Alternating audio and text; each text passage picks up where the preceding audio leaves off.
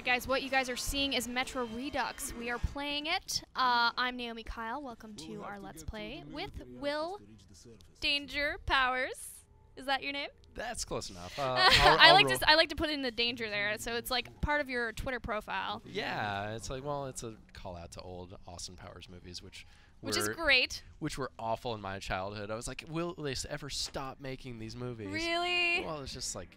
Because your name's Will Powers. Yeah, my name is Will Powers. That's great. Thank you for pointing that out. It's great. It's great. You know, we like to tease you guys out here on IGN. We don't keep anything a secret. You are Will Powers, and you're a dangerous person. It's great that I hear sirens outside the building as we speak. But yeah, like you said, we're checking out Metro Redux, which we just recently put out. This came out August 26th, yes. and we are streaming this on the 1-month anniversary of the release. That's right. You guys probably don't. You guys will probably watch this a few days out, but yeah, it's 1 month now that it's been out, and it's a game that you should check out if you haven't already. I've been telling Will just before we started recording this how I love the look of it. I love the story elements. I love that it's kind of this post-apocalyptic world. A lot of dangerous things happen, and yeah, just Will, why don't you tell us a little bit about what you got? Oh, am I missing something? Yeah, there? you gotta grab something. He's waiting on you. I missed up some little items here. You were busy talking. I was busy talking. So now you know that we are actually playing the game, yes. Despite not being able to see us. We are actually playing in front of you. But yeah, so a little bit about the game. Metro is based off of a series of novels by Dmitry Golovsky. I'm terrible at butchering it. I'm great at butchering his name. I'm horrible at pronouncing it. But he's yeah. So it's based off a series of Russian novels, and what they're known for is creating this really dark and abysmal atmosphere. Yeah. So basically, they created this world where it's set after a nuclear winter, where the world of Moscow has been completely nuked in the year of 2013, and you're experiencing the world 20 years after. Right. So all of humanity has been forced down into these metro stations to live and survive because the surface is just overwhelmed by radiation, and it's caused all the creatures to turn into these monstrosities that are attacking you right now. Yep. They're like gorilla rat things. You can melee them. That works really well. Oh, what was the melee button for this? You push in the right stick, I believe. Right stick. All right. Let's try some. Yes. There you go. Oh, right in the butt. Yeah, and then he's meleeing you right back. So I think he was listening to me talk. He heard you. He's like, I'm not letting this guy get away. I wasted all my ammo. Something else. But yeah, so Metro Redux, it's a compilation of Metro 2033 and Metro Last Light. So it's both games and all of the content that's ever been released in the Metro series. So all the DLC. And they made all that DLC and all the Ranger mode, which strips away the HUD. So it makes it even more immersive. They made that applicable to both games. Oh, great. So there's actually a little bit of new content here because there's weapons that were previously only in the DLC is available for use in the story mode now. Great. And because they actually didn't just slap a new coat of paint on the 2033, they actually rebuilt the entire game on a brand new engine. They were able to do things that they weren't able to do previously. Okay. So one of the things that they're able to do is bridge levels. Oh. So previously there were 2 different levels that you'd have to open a door and it would start a loading scene and it would start the next chapter. Now they've been able to connect those two, and they actually built a couple new environments and interactions with enemies where those cutscenes would have happened. Oh, so that it just makes it a smoother experience. Exactly. And you continue playing versus taking a break. Yeah. That's great. So yeah, that's one of the things that new gen hardware has afforded the developers is they've been able to create something which is already like hailed as being immersive and just made it even more so. Oh, that's so great. And I mean, I just talk about this world, like how devastated it looks right now, because it's been years of this. Yeah, it's 20 years into this nuclear winter. Yeah, and there's creatures now living outside. There are creatures. It's like not like the soft, cuddly ones that we're used to seeing.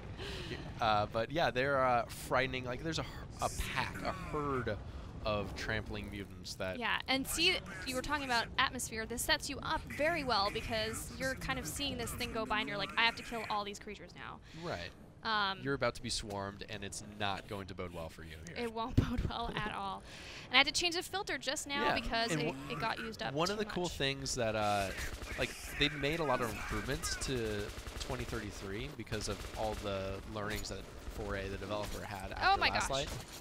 I'm being attacked from behind. Oh, no. But it's okay. It's a cutscene. Yeah, so one of the cool things they did is just different UI improvements. Yeah. Which is, I mean, it sounds like something that's very subtle, but it makes a load of difference when you're in this world. So there's like a mask swipe where you take your hand and you wipe the moisture and the water off of your mask. Mm-hmm. So that was in last light. They brought it over to 2033.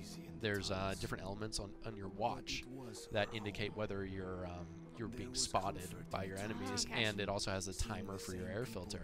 So they made a lot of improvements from their learnings and applied it to both games. So this is like the full Metro experience in a way. Exactly. This is everything that's ever been released in the universe on one disc. That's great. I mean, we were just talking also about the studio. Yeah, so that's one of the things that a lot of people on the internet have they've come up to this conclusion that because of this war-torn, devastated landscape that 4A, the developer, is in Kiev, that they've been able to create this depressing, dismal experience based on their own surroundings. And actually, the developers recently opened a new location in Malta, and moved a lot of their development there. And the internet responded saying that they won't have that devastation around them. How will they be able to make these same games? Oh no, they won't have the same inspiration. Yeah, so exactly. So it's kind of a funny way that the internet reacts to news. Yeah, of course. But yeah, it's good because now 4A has 2 studios that they're operating out of. Oh, well, that's great. We were looking at the detail of this world. Look around, guys. This is like really cool. Posters of Metro. Yeah, you have something to share with me about this, don't you? This is if you look on the other side of that lamp right there. This is actually says Metro2035.com. I want to believe. So it's kind of a teaser for the novels because Dimitri has said that he's working on the next novel in the series because he released 2033, and obviously the video game 2033 was an adaptation of that. And then he released 2034. Last Light, it's not a direct adaptation because the plot doesn't conform well to a video game. Right. So it takes a lot of plot notes and inspirations from it. And makes its own little story out of it. Exactly. It takes its own artistic liberties. But it's kind of cool that you're looking at a book right there. Yeah, there's a book right there. So they Metro take 2033. Yeah, they take inspirations or 34. From the real world and put them into this world. That's really great. And look, guys, you can turn off the light.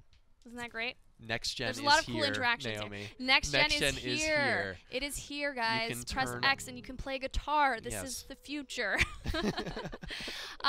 Did we talk about the morale, the kind of dark side and light side of the game? No, yet? it's probably one of the coolest things that I like about this game because there are subtleties. The game's all about subtleties because where multiplayer-driven games are more about in-your-face experiences, and it's hard to tell story in multiplayer experiences.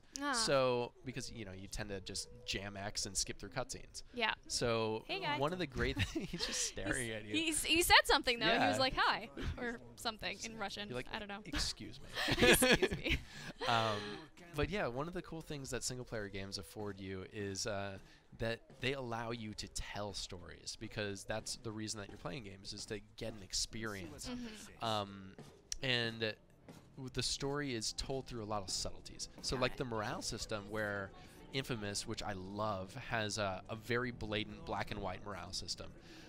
This game it's very subtle and you wouldn't even know that there was a morale system unless you kind of researched it beforehand. Right. So there are different choices that you can make. Like interacting with the citizens in the world will give you positive morale. Deciding whether certain enemies live or die will give you positive morale. And there are endings that accompany each one. Got it. But neither ending changes the game too much. There's one ending that's canonical, I guess is the right word. That. It's according to canon. So There you go. sure. That could work. Yeah, let's go with that. But oh, look, a collectible. Look at that. It's flashing. Get it. I have really bad OCD. I have a new note. Yeah, well, you know, I think as gamers, it's kind of a part of. Yeah, that's like of what why we learn. I don't go to raves because I want to pick up anything that's flashing. Oh.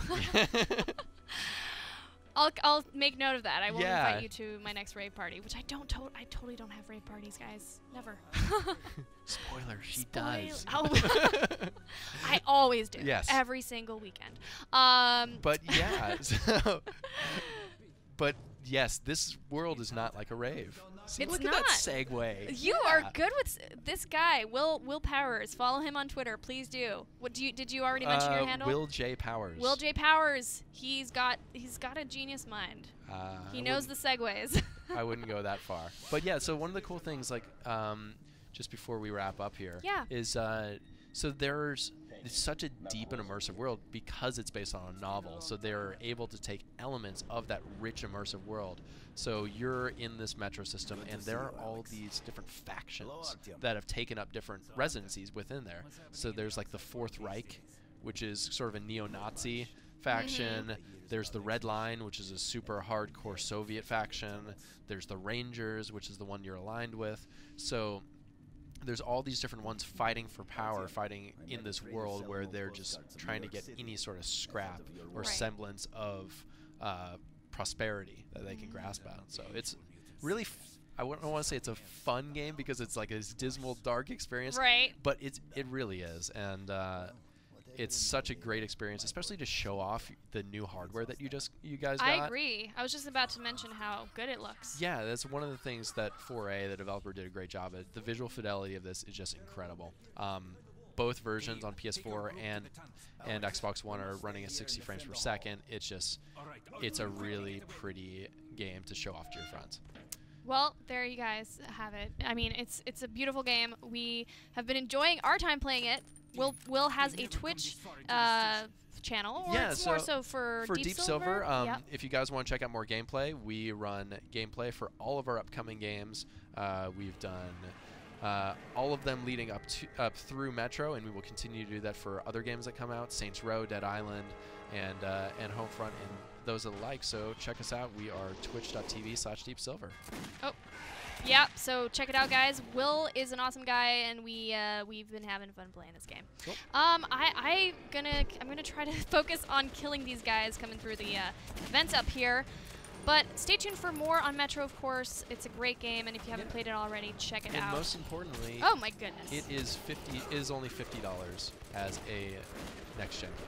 Yeah, and 50 hours of content. $50 for 50 hours. It's worth it. It's so worth it, guys. So check it out. And for more on this stuff and more of me killing bad guys, stay tuned to IGN.